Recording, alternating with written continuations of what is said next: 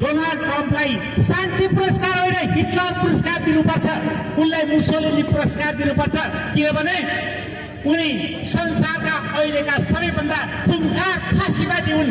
अमेरिकी साम्राज्यवादले गरेको नाङ्गो प्रकारको हत्या प्रकारको निर्लज्ज प्रकारको आक्रमणको विरोध गरिरहेका छौँ र यो विरोध केवल भेनेजुएलामाथि भएको साम्राज्यवादी आक्रमणको मात्र होइन, यो सार्वभौम सत्ता सम्पन्न राष्ट्रहरूमाथि कुनै पनि साम्राज्यवादीहरूले गरिने आक्रमणको विरोध हो।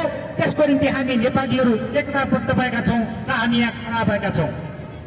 न्यायप्रेमी दाजुभाइ तथा दिदी, संसारभरि आतंक मचाइरहेको छ। अघि हाम्रा पूर्ववक्ता कमेडीहरूले पनि राखिसक्नु भएको छ धेरै कुराहरू। यो वर्ष मात्रै अमेरिकाले करिब 1 दर्जन भन्दा बढी आक्रमण गरेको छ ठाउँ ठाउँमा।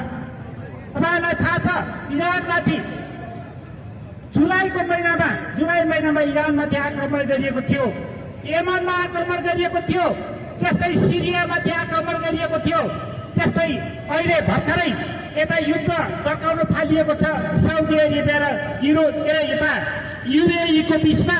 त्यस्तै ठाउँ ठाउँमा यसरी आक्रमण गरिएको छ र संसारभरि आतंक मचाउने काम अमेरिकी साम्राज्यवादले गर्दै आइरहेको छ।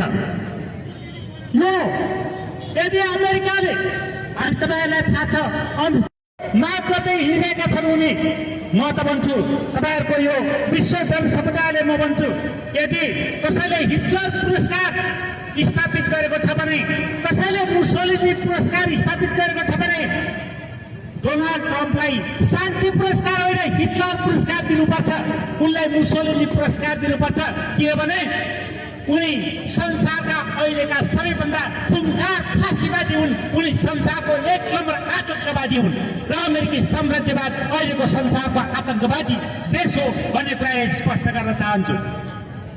न्यायप्रेमी दाजुभाइ तथा दिदीबहिनीहरू, तपाईँलाई थाहा छ अमेरिकाले सैन्य खर्च 1000 अरब डलर, 1 ट्रिलियन डलर भन्दा बढी खर्च गर्ने गरेको छ।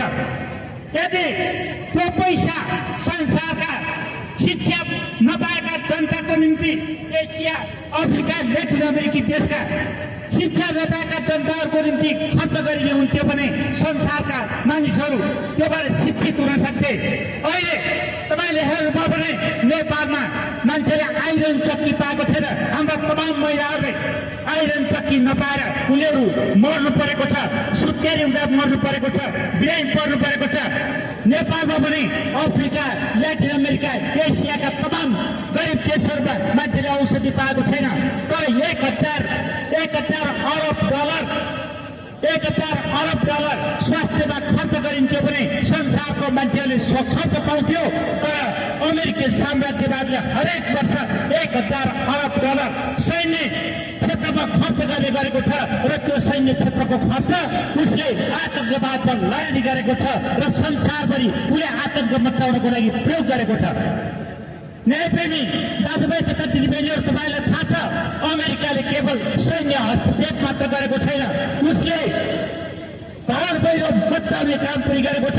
तपाईँले देख्नु भएको छ संसारभरि माडागास्करमा त्यहाँ विद्रोह बचाउने काम, त्यस्तै अफ्रिकी देशहरूमा गर्ने, त्यस्तै श्रीलङ्कामा, बङ्गलादेश, नेपाल जस्ता देशमा अर्बौं अरब डलर खर्च गरेर आफ्ना कर्तृत्वहरू स्थापित गर्नको लागि, लुटको शासन स्थापित गर्नको लागि, पपेटहरूलाई आफ्ना कठपुतलीहरूलाई स्थापित गर्नको लागि खर्च गर्ने गरेको छ र यसरी आतंक मचाउने गरेको छ। यो साथै तपाईँले हेर्नुभयो भने नेपालमा पनि त्यही प्रकारले एमसीसी लागू गरिएको छ, त्यही प्रकारले यहाँका एनजिओ आइएनजिओहरू चलाइएका छन्, त्यही प्रकारले यहाँका कतिपय संस्थाहरू चलाइएको छ जसले अहिले के गरेको छ भने राष्ट्रिय सोच, विचार, देशभक्ति सारा समाप्त पारेको छ। अमेरिकी साम्राज्यवादको दलालहरू पैदा गर्नको लागि सम्पत्ति खर्च गरिएको छ।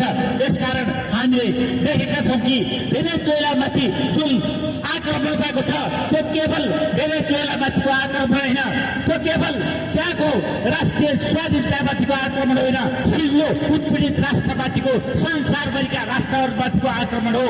तपाईँले देख्नुभएको छ युरोपियन देशहरूमाथि अमेरिकी सैन्यहरू राखिएको छ। एसियाको जापानदेखि कोरिया लगायतका देशहरूमा सैन्य राखिएको छ, ताइवानमा राखिएको छ। त्यस्तै यता अहिले नेपालमा बङ्गलादेशमा अमेरिकी सैन्य राष्ट्र खोजिएको छ। यो क्षेत्रमा तनाव पैदा गर्ने, यहाँका प्राकृतिक स्रोतहरू कब्जा गर्ने यो कामहरू चाहिँ उनीहरूले गरिरहेका छन्। तपाईँलाई थाहा छ डोनाल्ड ट्रम्पले भनेका थिए अहिले भर्खरै यो आक्रमण गरेपछि हामीलाई अरू चाहिएको होइन, तेल चाहिएको, तेलमाथि 10 अरब डलर लगानी गरिनेछ र अमेरिकाले सञ्चालन गरिनेछ भनेर भनेका थिए उनले।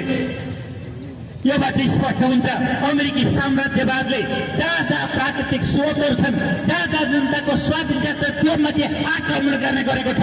त्यसकारण हामी हाम्रो देशको स्वाधीनताको निम्ति, हाम्रो नेपाली जनताको सार्वभौमिकताको रक्षाको निम्ति हामी भेनेजुएलाको सार्वभौमिकताको पक्षमा हामी खडा भएका छौँ। अमेरिकी साम्राज्यवादको, अमेरिकी आतंकवादको विरुद्धमा हामी खडा भएका छौँ र हामी संसारभरिका जनतालाई स्वाधीनताको पक्षमा उभिनको निम्ति र अमेरिकी साम्राज्यवादको विरोध गर्नको निम्ति हामी हार्दिक अपिल पनि गर्छौँ। र यही सिलसिलामा अहिले अन्तर्राष्ट्रिय संस्थाहरू, संयुक्त राष्ट्र सङ्घ, युरोपियन युनियन लगायतका संस्थाहरू अहिले चुप्प लाएर बसेको जस्तो देखा पर्छ। किनभने अमेरिकी साम्राज्यवादको नियम भनेको अन्तर्राष्ट्रिय नियमहरूको उल्लङ्घन गर्ने जस्तो बनेको छ। त्यसकारणले यी संस्थाहरूले अमेरिकी साम्राज्यवादलाई भुइँ टेकाउनको लागि मद्दत गर्नुपर्नेछ। उनीहरूले कारबाही गर्नु जरुरी छ, नत्र भने ती संस्थाहरूको कुनै औचित्य रहने छैन। र हामी अमेरिकामा जुन प्रकारका क्रान्तिकारी शक्तिहरू अहिले अमेरिकी साम्राज्यवादका विरुद्ध, त्यहाँको एकाधिकार पुँजीवादका विरुद्ध सङ्घर्ष गरिरहेका छन्, ती क्रान्तिकारी शक्तिहरूसँग पनि हाम्रो हातेमालो रहेको, हाम्रो ऐक्यबद्धता रहेको पनि म यहाँ जानकारी गराउन चाहन्छु। अनि त्यस्तै ऐक्यबद्धताको निम्ति हामी अपिल गर्न पनि चाहन्छौँ। यति भन्दै मेरा भाइ यही पुग्याउँछु। हार्दिक क्रान्तिकारी अभिवादन।